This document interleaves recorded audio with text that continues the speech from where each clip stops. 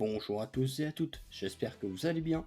Aujourd'hui, on se retrouve pour une nouvelle vidéo pour parler des deux derniers chapitres de Hajime no Ippo, c'est-à-dire donc le 1432 et le 1433. Ça fait un moment qu'ils sont sortis, j'ai mis un peu de temps à en parler, mais ça y est, on va pouvoir les attaquer. Et évidemment parler du début du retour d'Hippo qui commence à se faire. Et oui, ça commence enfin. Attaquons donc directement avec Miyata et Sendo qui courent et qui parlent donc de l'adversaire de Sendo et donc de l'adversaire de Shiba, donc c'est-à-dire Marcus Rosario et Ricardo Martinez. Alors en ce qui concerne Ricardo, on apprend ici que il est assez simple de trouver des boxeurs ayant un style similaire puisque c'est simplement un boxeur classique utilisant les bases et rien d'autre. À la limite, faut prendre un fighters qui maîtrise plutôt bien les bases quoi. C'est pas très compliqué à trouver, c'est vraiment un niveau, enfin c'est vraiment un type de boxeur classique. Par contre, en ce qui concerne l'adversaire de Mashiba, c'est plus compliqué, puisque Marcus Rosario a un style plutôt particulier, très clairement. Et oui, Marcus Rosario possède un style d'Infighters, c'est-à-dire que c'est un combattant au corps à corps, mais en plus de ça, il est gaucher. Et comme on le sait, les gauchers, il n'y en a pas énormément en boxe. Même Hippo, par exemple, sur ses 26 matchs, n'a affronté qu'un seul gaucher.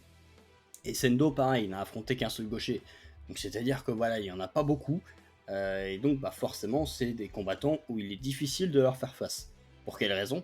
Eh bien c'est à cause de leurs jambes. Ils sont en position inversée à nous. C'est-à-dire que, en gros, enfin à nous, je parle des droitiers.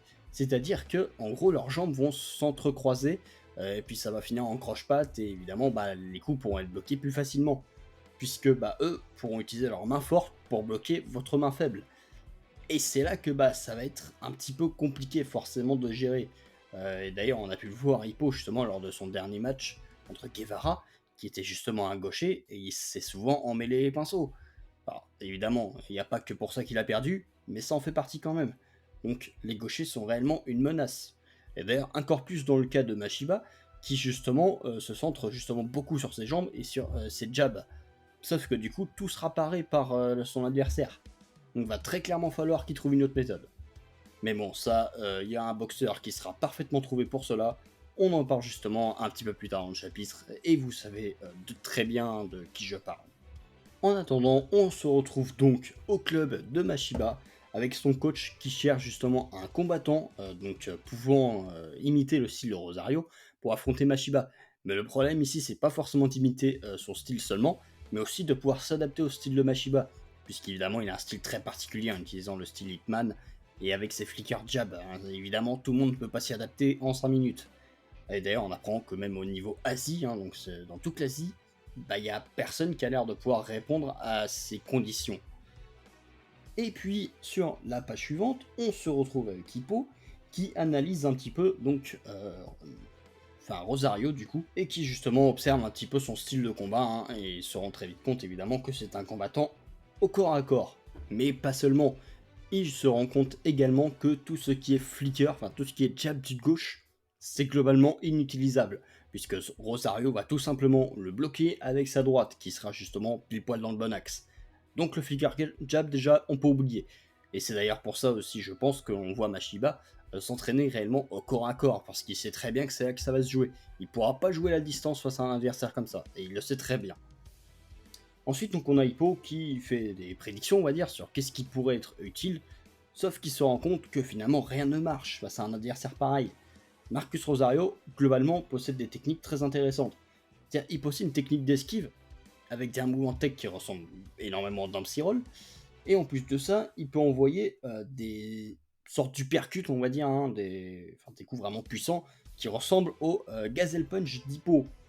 Bon, très clairement, vous voyez là où je veux en venir, un combattant corps à corps de niveau mondial qui peut envoyer un Dempsey Roll et qui peut envoyer le Gazelle Punch et qui a déjà affronté Mashiba.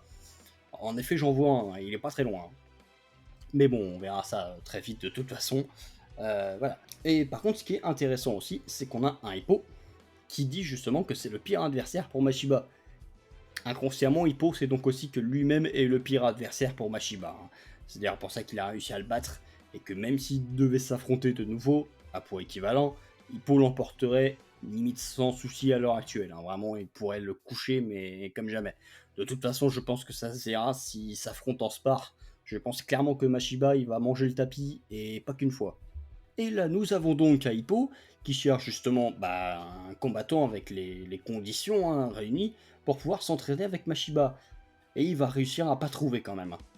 Ah, celle-là, elle est pas mal. En gros, il se cherche lui-même, mais il se trouve pas. C'est quand même pas mal. Bon, clairement, le Hippo de QI, on a l'habitude. C'est pas nouveau, on l'avait déjà vu un paquet de fois. Bon, on enchaîne ensuite sur un Hippo qui va commencer à monter des maquettes. Globalement, on s'en fiche, c'est pas très intéressant.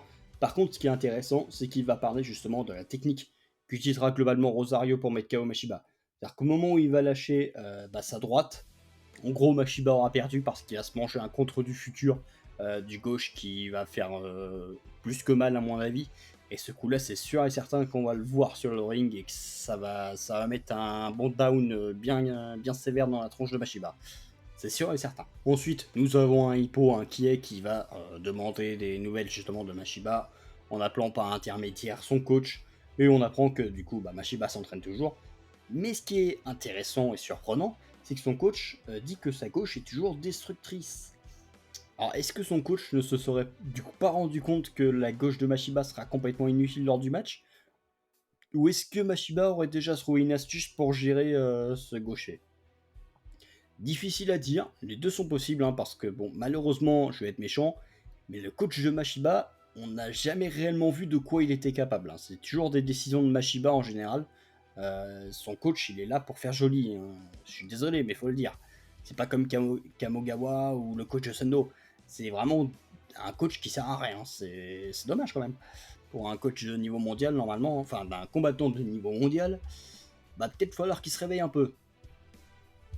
Hippo, à court d'idées, va leur aller demander à son club s'ils auraient une idée d'un combattant justement réunissant toujours ces mêmes conditions pour ressembler à Marcus Rosario. Mais que ce soit Itagaki, ou Aoki ou Kimura, aucun des trois va trouver. Et, évidemment, ces trois-là ne correspondent pas trop. Encore que Aoki, en quelque sorte, pourrait servir, mais bon, il a jamais affronté Mashiba. Et malheureusement pour Kimura, il a certes affronté Mashiba, mais il n'a pas du tout le même style de combat que Rosario, donc c'est mort dans son cas. C'est dommage, Hippo, tu vas devoir y aller toi-même, et oui. Mais surtout, ce qui embête un peu le club, c'est que Mashiba reste un ennemi en quelque sorte, et donc ils ne veulent pas trop l'aider, puisque pour eux ça reste un adversaire potentiel. Alors je ne sais plus exactement en quelle catégorie est Mashiba, parce qu'il me semble qu'il a encore monté de catégorie, et si c'est le cas, il doit actuellement être dans la catégorie de Aoki. Mais je suis pas certain de ce que je dis. Soit il est dans la catégorie de Kimura, soit dans celle de Aoki. Bon, dans tous les cas, je pense qu'aucun des deux n'ira l'affronter, parce qu'aucun des deux n'ira au niveau mondial de sitôt, à mon avis. Encore que, on sait jamais. Avec Aoki, il a tellement de chance que bon, il pourrait bien finir numéro 1 mondial parce que tous les boxeurs du monde arrivent à se blesser en même temps. On sait jamais avec lui. Je rappelle, il a eu un match pour le titre national grâce à ça. Finalement, on se retrouve encore à un autre moment avec Hippo qui s'entraîne avec ses élèves. Enfin, avec ses élèves qui continuent de courir et qui d'ailleurs ont l'air de clairement mieux courir. Et d'ailleurs, j'ai aussi vraiment hâte de les voir passer leur test pro. On sait que ça arrive, et vraiment, je pense que ça va être très intéressant, parce qu'à mon avis, on va avoir des boxeurs très intéressants ici. Dans son sommeil, Hippo va évidemment penser à Sendo, qui pourrait être un candidat, mais bon, évidemment, Sendo est déjà occupé avec son propre match, en train de s'entraîner avec Miyata. Puis, bien sûr, on se retrouve avec le Saint Takamura, qui va enfin apprendre la vérité à Hippo, puisque Takamura connaît bizarrement un combattant rassemblant toutes les conditions réunies pour aider Mashiba. Et en plus, ce combattant, il est pas bien loin. Ah c'est génial ça.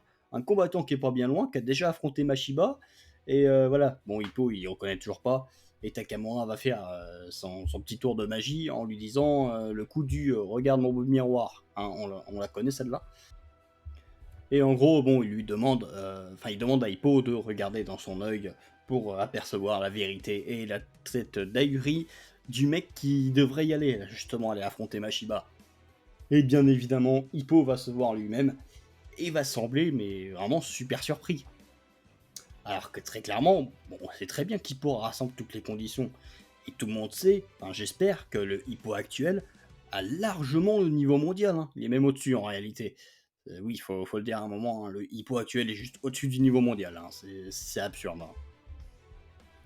Ce premier chapitre se termine donc ainsi, avec donc l'auteur, hein, qui nous indique à la fin que ça pourrait être un match retour du tournoi Espoir, et à mon avis, ouais, ça va être plutôt intéressant, parce que je pense que les deux vont bien se la donner, parce que je vois pas Mashiba faire de la demi-mesure, et je ne vois pas Hippo se retenir non plus, hein. On a vu ce qu'il a fait avec Vorg, il lui a cassé des côtes, hein, quand même.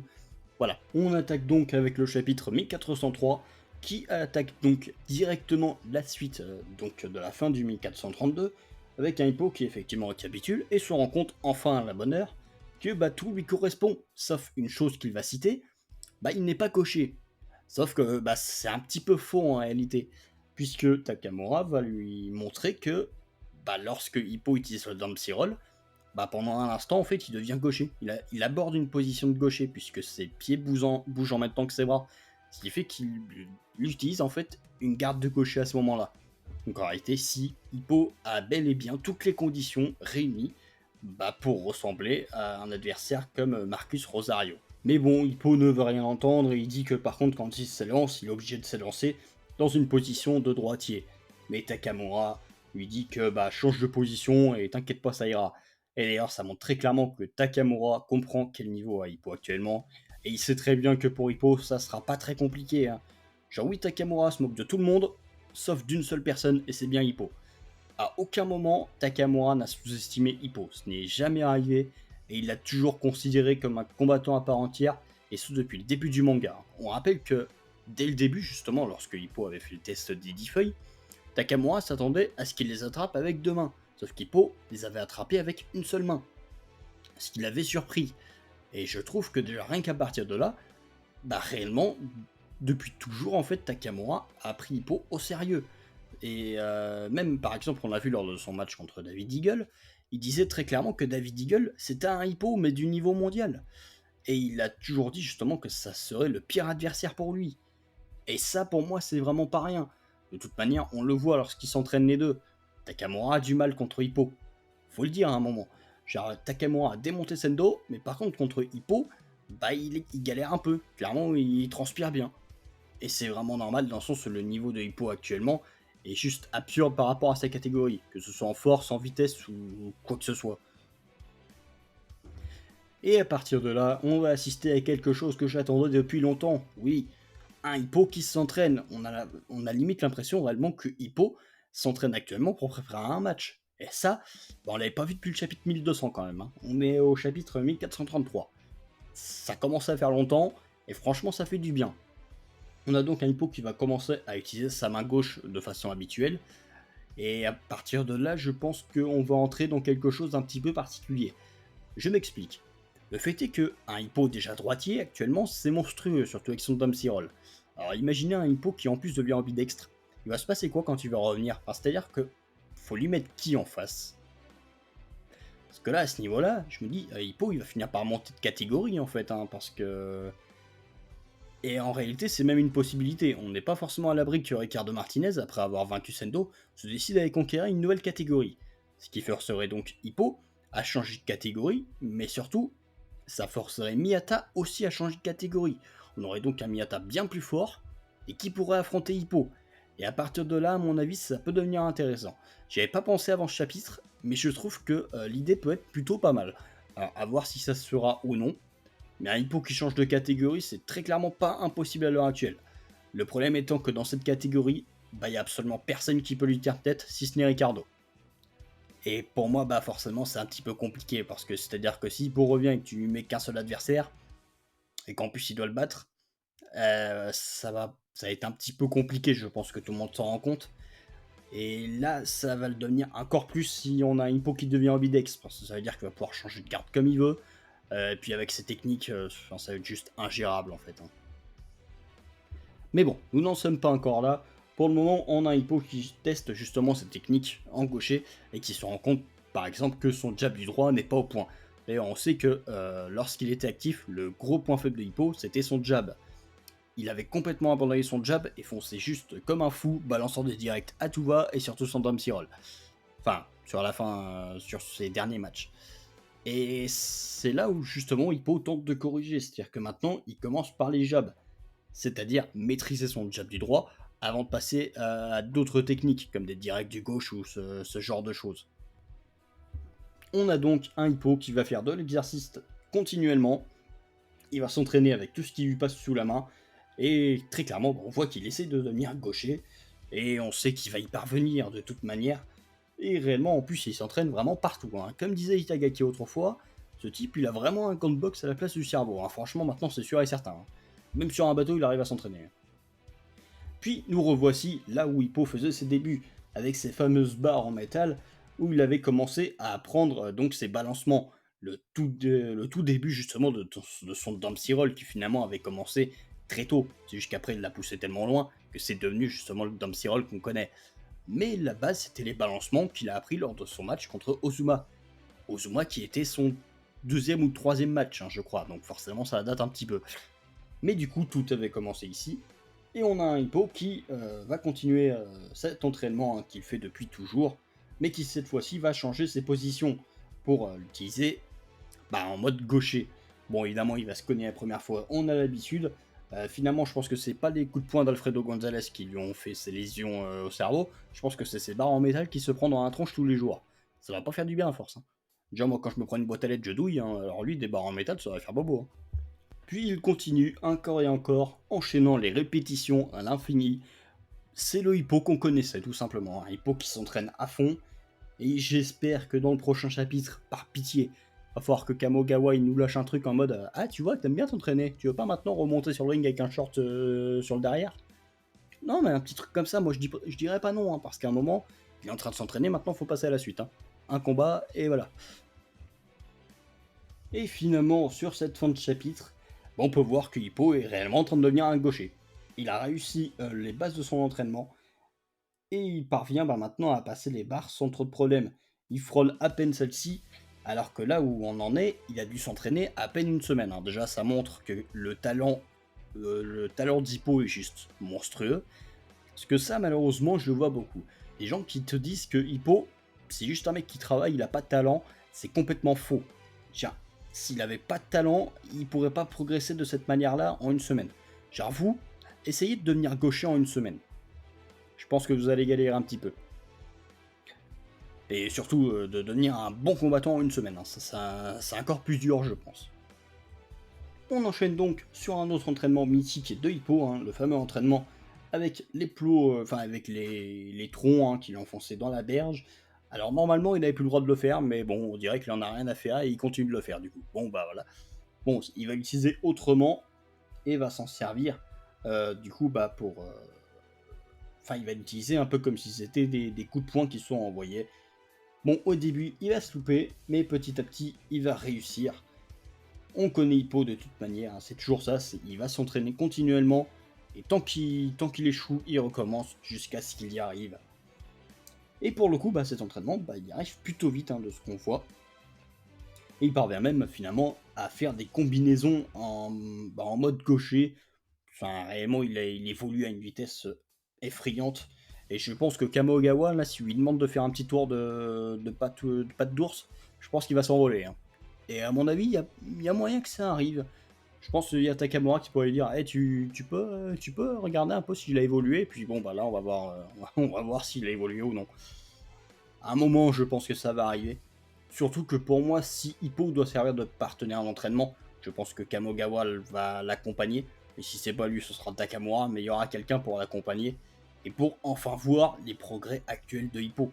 Parce que face à voir, personne n'était là pour le voir. Donc là, à mon avis, il va falloir que le coach ou Takamura, mais je pense que ce serait plutôt le coach, va falloir qu'il y aille et qu'il voit réellement ce qui est devenu Hippo. Et surtout qu'il voit que le Hippo actuellement, il a plus aucun problème de santé, il peut remonter sur le ring demain s'il veut, hein. Et pour le coup, il aura même pas besoin d'entraînement, il s'entraîne déjà tout le temps. Et le chapitre se termine donc un peu sur ça, avec Itagaki et les deux élèves d'Hippo qui observent leur maître s'entraîner, et qui à mon avis dans le prochain chapitre vont lâcher une petite phrase du type hey, tu voudrais pas revenir? Oui, je suis casse-pied avec ça, mais ça va arriver. Faut que ça arrive de toute manière.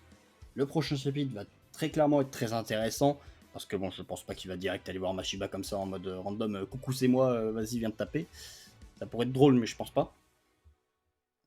Donc voilà, j'espère que ces deux chapitres vous auront plu. J'espère que la vidéo vous aura plu aussi. J'ai essayé de changer un peu la manière, dont je parlais au niveau de la vidéo. Dites-moi si ça reste assez clair ou pas. Et puis, bah, voilà. J'espère que celle-ci vous aura plu et puis, bah, moi je vous dis à plus pour une prochaine vidéo. Allez, bye tout le monde.